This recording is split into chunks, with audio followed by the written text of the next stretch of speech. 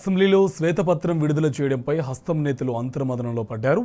తప్పులు తడకగా ఉన్న నివేదికపై ప్రతిపక్షాల నుంచి మిత్రపక్షం సిపిఐ దాకా అధికార పక్షంపై ఫైర్ అవడంతో శ్వేతపత్రం లాభమా నష్టమా నిట్టూర్చుతున్నారు.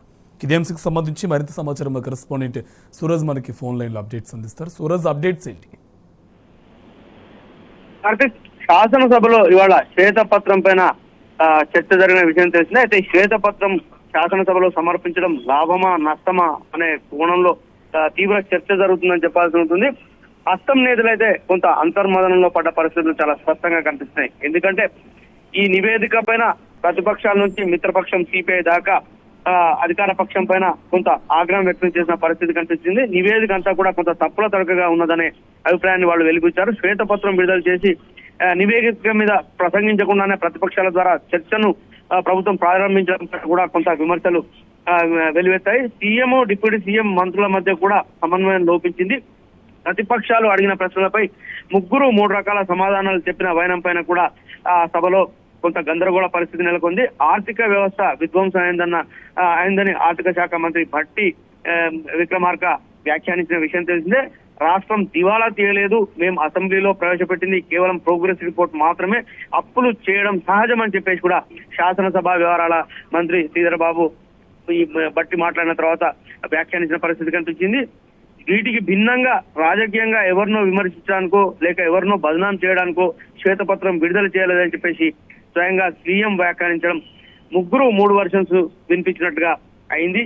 అటు ఆసుపత్రి ఊరు బయట కట్టాలని మంత్రి కొండా సురేఖ కూడా కొంత అబాస్ పాలైన పరిస్థితి కనిపించింది. గత ప్రభుత్వాన్ని బదనాం చేసి రాజకీయ లబ్ధి పొందాలనుకుంటే భవిష్యత్తు తమకే నష్టం జరిగేలా అయిందని చెప్పేసి కూడా శాసనసభలో ఇవాళ కొంత గుసగుసలు కూడా వినిపించిన పరిస్థితి. అనవసరమైన చర్చ పెట్టి రేపటి నుంచి అప్పులు పుట్టకుండా చేస్తున్నామనే భావనకు కాంగ్రెస్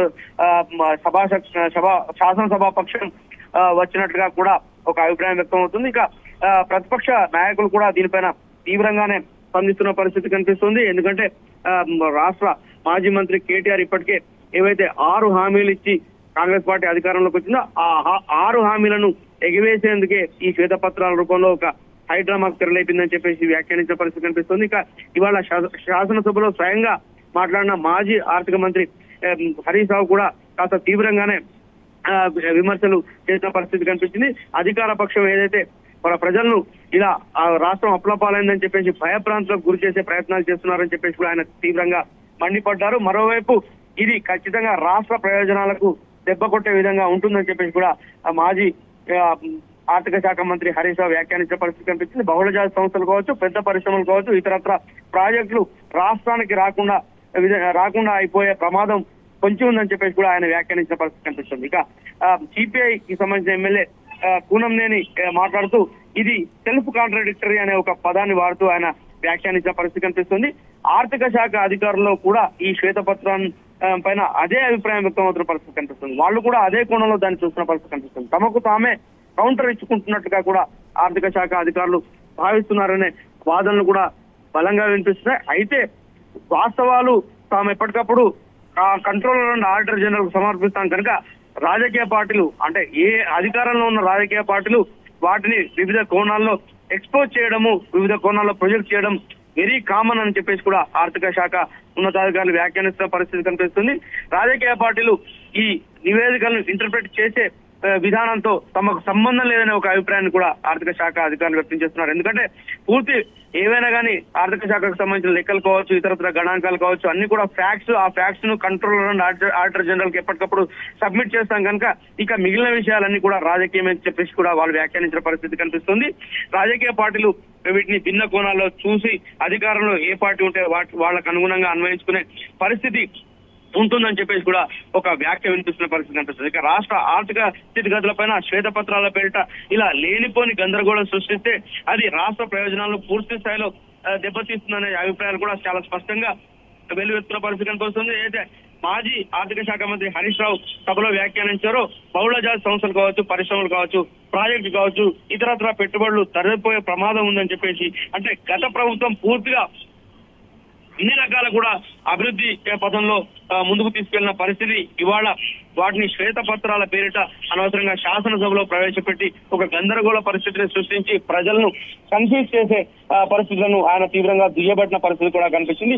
ఇంచుమించు ఇదే అభిప్రాయం కూడా రాజకీయ విశ్లేషకుల్లో అటు కాంగ్రెస్ పార్టీలో కూడా వినిపిస్తున్న పరిస్థితి కనిపిస్తుంది. అందుకే అంతర్మానం కొనసాగుతుంది. ఈ శ్వేతపత్రాలు లాభమా నష్టమా అని బేరీలు చేసుకుంటున్న పరిస్థితి కనిపిస్తుంది. ఇక రేపు ఎల్లుండి కూడా ఇంకా విద్యుత్ శాఖ కావచ్చు, ఇరిగేషన్ శాఖ కావచ్చు, ఇట్లా వీటిపైన కూడా శ్వేతపత్రాలు అధికార పార్టీ శాసనసభలో సమర్పించబోతున్న విషయం తెలిసే ఇవాళ ఆర్థిక స్థితిగతి పైన సమర్పించిన శ్వేతపత్రం పైన కూడా భిన్నాభిప్రాయాలు సభలో వ్యక్తమయ్యాయి. వీటిపైన వివిధ పార్టీలు వివిధ రకాల అభిప్రాయాలను వ్యక్తం చేసిన పరిస్థితి చాలా స్పష్టంగా కనిపించింది.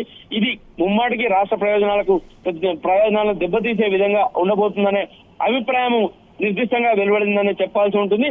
గడిచిన 10 ఏళ్లలో రాష్ట్రం పూర్తి స్థాయిలో పురోగతి చెందిందని చెప్పేసి కూడా మొన్న మాజీ మంత్రి కేటీఆర్ కావచ్చు, ఇవాళ మాజీ మంత్రి హరీష్ రావు కావచ్చు స్పష్టంగా కుండబద్దలు కొట్టినట్లు శాసనసభలో వెల్లడించిన విషయం తెలిసిందే. పూర్తి స్థాయిలో అంటే కేంద్ర ప్రభుత్వం సహకరించకున్నా గానీ ఇక్కడ స్వయం ఆర్థిక వనరులతో రాష్ట్రం పురోభివృద్ధి సాధించిందని, గణనీయమైన అభివృద్ధి రాష్ట్రంలో చోటు చేసుకుందని, దీన్ని భిన్నంగా ప్రొజెక్ట్ చేస్తే అది ప్రమాద స్థాయికి చేరి పెట్టుబడులు ఇతర ప్రయోజనాలకు విఘాతం కలిగించేదిగా పరిణమించే అవకాశాలు లేకపోలేదని చెప్పేసి కూడా వాళ్ళు అభిప్రాయం వ్యక్తం చేసిన పరిస్థితి కనిపిస్తుంది.